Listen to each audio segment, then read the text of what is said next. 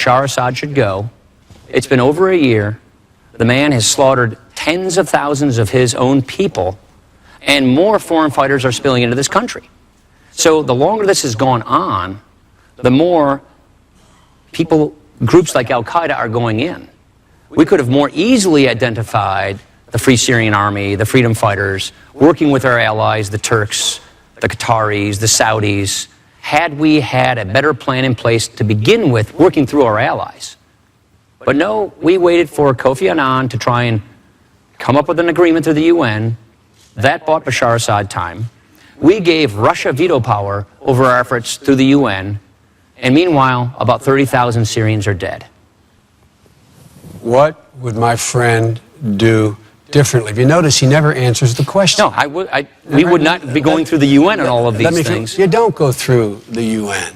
We are in the process now and have been for months in making sure that help, humanitarian aid, as well as other aid and training is getting to those forces that we believe, the Turks believe, the Jordanians believe, the Saudis believe are the free forces inside of Syria. That is underway. Our allies were all on the same page, NATO as well as our Arab allies, in terms of trying to get a settlement. That was their idea. We're the ones that said enough. With regard to the reset not working, the fact of the matter is that Russia has a different interest in Syria than we do, and that's not in our interest. What happens if Assad does not fall?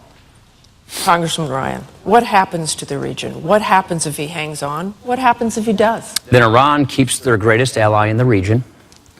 He's a sponsor of terrorism. He'll probably continue slaughtering his people. We and the world community will lose our credibility on this.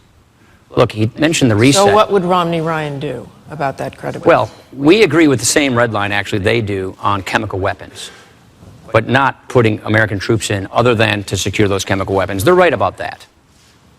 But what we should have done earlier is work with those freedom fighters, those dissidents in Syria. We should not have called Bashar Assad a reformer.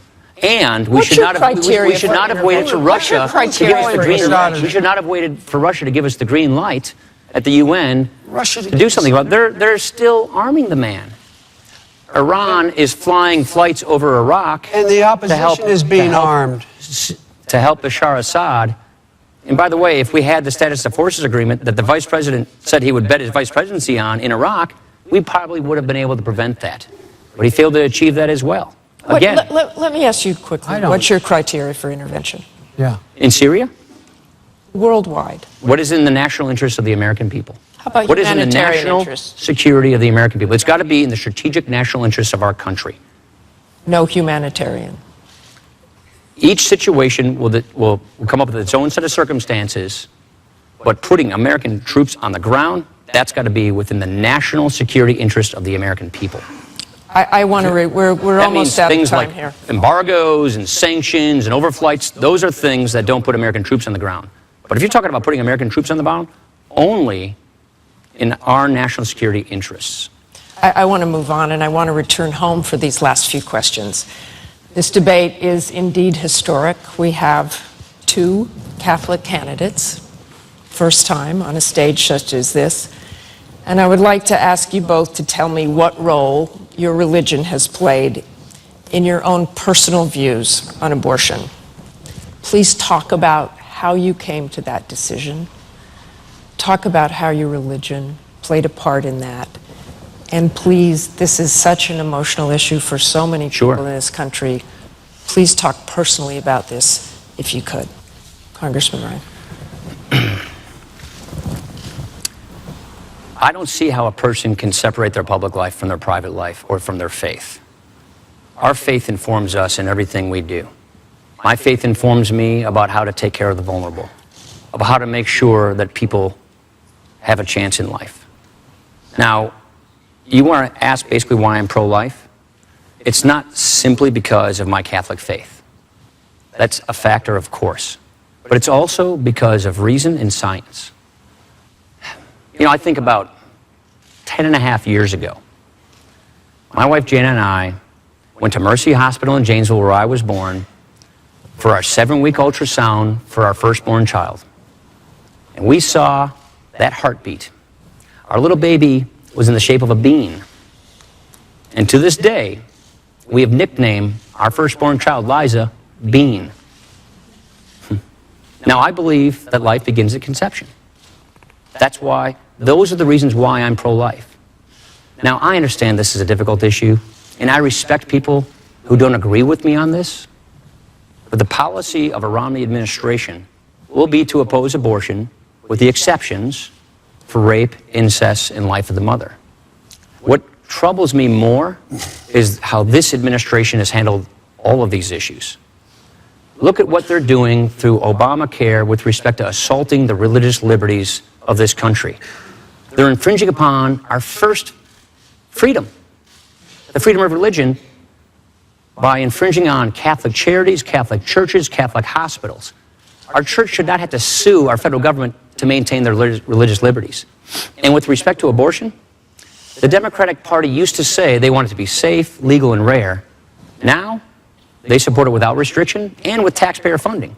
Taxpayer funding in Obamacare, taxpayer funding with foreign aid. The vice president himself went to China and said that he sympathized or wouldn't second guess their one-child policy of forced abortions and sterilizations. That to me is pretty extreme. Vice President Biden. My religion defines who I am. And I've been a practicing Catholic my whole life. It has particularly informed my social doctrine. Catholic social doctrine talks about taking care of those who can't take care of themselves, people who need help. With regard to abortion, I accept my church's position on abortion as what we call de fide doctrine. Life begins at conception. That's the church's judgment. I accept it in my personal life. But I refuse to impose it on equally devout Christians and Muslims and Jews. And I just refuse to impose that on others, unlike my friend here, the congressman. I do not believe that we have a right to tell other people that women, they can't control their body. It's a decision between them and their doctor. In my view, in the Supreme Court, I'm not going to interfere with that. With regard to the assault on the Catholic Church, let me make it absolutely clear. No religious institution, Catholic or otherwise, including Catholic Social Services, Georgetown Hospital, Mercy Hospital, any hospital, none has to either refer for contraception